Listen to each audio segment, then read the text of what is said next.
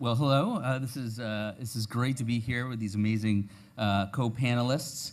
My name is Jay Wexler. I've been a law professor for about a dozen years in Boston, and I do plenty of sort of typical serious law professory stuff, but I also like to combine my interest in constitutional law and the Supreme Court with storytelling and with humor.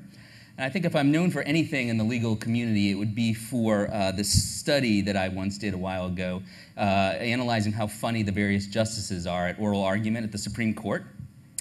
The transcripts at the Supreme Court always note when there's laughter, when they think there's been enough laughter to put it in the record. But up until 2004, the transcripts didn't identify the justices who were talking, so you couldn't tell who got the laughs. But that changed in 2004, and so I realized, oh, you could go through the transcripts and you could find out which justices got the most laughs. And so I've been doing that very important study now for ever since then. And I'll tell you that Justice Scalia always wins, and Justice Thomas always loses, which isn't surprising because he never says anything. But this is hot off the press. The Supreme Court just started its term this week, and after 6 oral arguments, Justice Roberts has jumped into the lead 4-3 or something like that. What I want to talk about today, though, for the balance of my time, is the subject of my second book, The Odd Clauses. The Odd Clauses of the Constitution. So the Constitution has like 8,000 words in it. But I think most people just know a few parts of it, the prominent parts, the First Amendment, the Fourth Amendment, equal protection, for example. I like to say that if the Constitution were a zoo, these are like the big time exhibits. They're like the lions and the tigers and the panda bears and stuff like that. But what I'm interested in are the shrews and the wombats and the bad-eared foxes of the constitutional kingdom. Things like the Letters of Marque Clause, which allows Congress to give private ships the power to fight pirates, which is awesome. And also the Titles of Nobility Clause, which prohibits officers of the United States from becoming earls of a foreign country, things like that.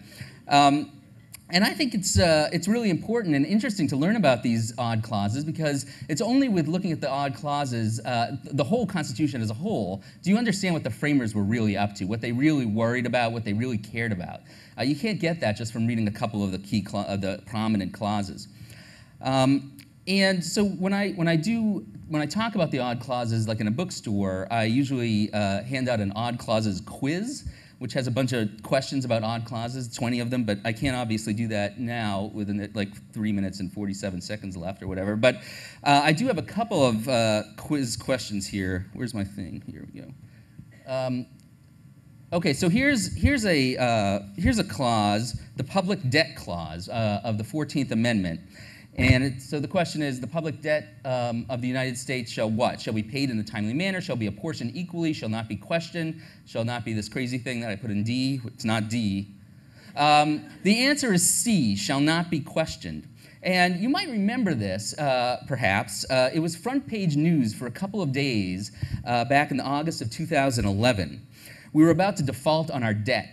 And some people, including the Secretary of Treasury even, said, hey, maybe we can use this clause that nobody's ever looked at before to allow the president to raise the debt level unilaterally without Congress's support. And so all of a sudden, scholars, constitutional lawyers had to start looking at this clause, which nobody had ever thought about, and try to figure out what this weird shall not be questioned passive voice kind of thing means. And I'll just, like as a side note, if you're thinking about like making a constitution, stay away from the passive voice. It just doesn't make any sense. But anyways, everybody looked at it, and I think most people, after looking at it for a while, decided, no, in fact, this does not give the president the power to raise the debt level unilaterally. It turned out to be moot because Congress and the president ended up reaching something of an agreement, so we didn't have to test it. Next question, we're going to skip the Biden razzle-dazzle. This is the Recess Appointments Clause, which is the clause that gives the president the power to fill up vacancies in federal offices whenever the Senate is not in session. And so this asks, what was the shortest Senate recess in which a president exercised the recess appointment power? And the answer is D, 0 seconds, which is surprising. And what happened was, it was Teddy Roosevelt, 1903. He wanted to put 160 officers to appoint 160 officers, but the Senate didn't want him to. So they made up this thing where the end of one Senate session and the beginning of another Senate session would happen instantaneously with one swing of the gavel. And Roosevelt reasoned, maybe there's an infinitesimal constructive split-second recess in there somewhere. And so he made the appointments. And these people took office. People criticized Roosevelt, but these 160 people took office and worked in the federal government. I wrote this in my book, and I thought it was just sort of a funny, jokey history thing. But then President Obama faced a very similar problem last December, after the book had come out. And so the issue there was, could he appoint Richard Cordray to the Consumer Financial Protection Bureau? The Senate didn't want him to. It was Christmas vacation, and he had planned to do a recess appointment. The Senate Republicans kept the Senate in pro forma session the entire time. So they showed up, they said, we're in session, they said, bye. So nothing actually happened, but they were in session. And by the way, the Democrats did this at the end of the Bush administration, so it's not a Republican-Democrat thing. Oh, it is a Republican-Democrat thing. Obama decided, I'm going to do it, and he made the appointment, and now it's being litigated in the courts. And the question is, are the courts, when they get to this, are they going to look at this clause and are they going to read it strictly and say that there wasn't actually a recess, and so therefore the appointment is void? Or are they going to interpret it more broadly to kind of effectuate the purpose of the clause, which is to ensure that the president can appoint people when the Senate is not able or willing to confirm them or vote on their confirmation? And we'll find out. Now, these interpretation questions, constitutional interpretation questions, are extremely important, as you know. They're important for these odd clauses. They're also extremely important for the big-time clauses, the constitutional panda bears, if you will. And I'll tell you that the constitutional panda bears are invading the Supreme Court, climbing up the steps like that. And we're going to have affirmative action this year at the court. Gay marriage probably this year, maybe the term after. And the question is, how is the court going to read the Equal Protection Clause? Is it going to read it in a more crabbed, sort of strict fashion, or in a more broad, pragmatic, purposive fashion? And as you know, conservatives and liberals are very different on these questions.